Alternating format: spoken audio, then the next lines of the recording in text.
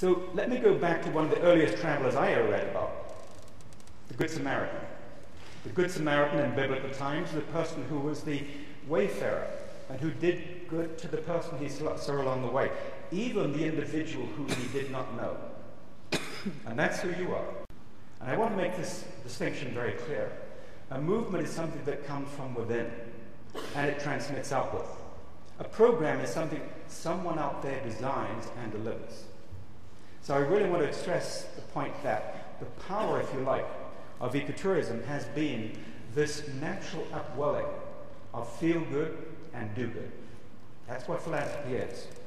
It's to make the world a better place as a result, not just of your tourist dollar, but of your tourist behavior and what you leave behind. All right, the downside. There's still little stratification in our markets. There's still very little distinction between the mass tourism, which admittedly still is a problem, and the ecotourist market.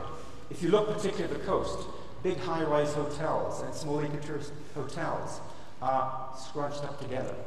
Good tourism planning surely would require that you have some stratification, some differential in payment, some differential in the enjoyment of visitors.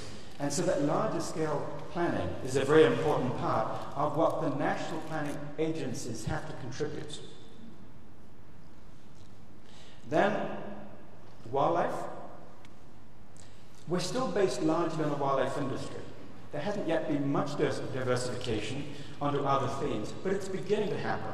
And that's what I think you, the Traveller Philanthropy, can do, to continue to drive this expanding tourism industry beyond lions and cheetahs, beyond wildlife to biodiversity, to landscapes, to history, to culture, to homestays, and so on. That will increase the overall capacity of our tourist industries in East Africa by at least 3 to 5-fold. And the income ultimately, I imagine, by the same level. It will distribute the revenues more widely and more equitably as a matter of natural course and not even by design. That again is a role that you, the industry, can play.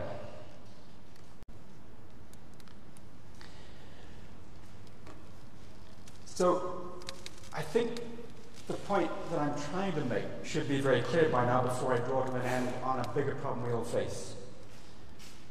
Creating communities is not philanthropy. Creating communities is a process of good business, which leads on to good institutional development, which leads on to good governance, which leads on to accountability and transparency. And any government should be encouraging that at the very most micro level, not trying to do that job for the communities. Now this is where I want to finish off once again with the community. There is no solution to climate change and the enormous impact it's going to have on our biodiversity in the future unless we link up our parks. And the only way to link up parks is through those community entities like the Southwest Association of Landowners, another big one developing in northern Kenya and so on. Then all of our activities, whether it's people who want to buy carbon credits, whether it's people who want to alleviate poverty, can work through those institutions which are beginning to emerge. So I leave you with this message. You've already done a great deal more invisible good than you will ever realize. And you've entered an arena of creating governance on the ground, which is the starting point of institutional development.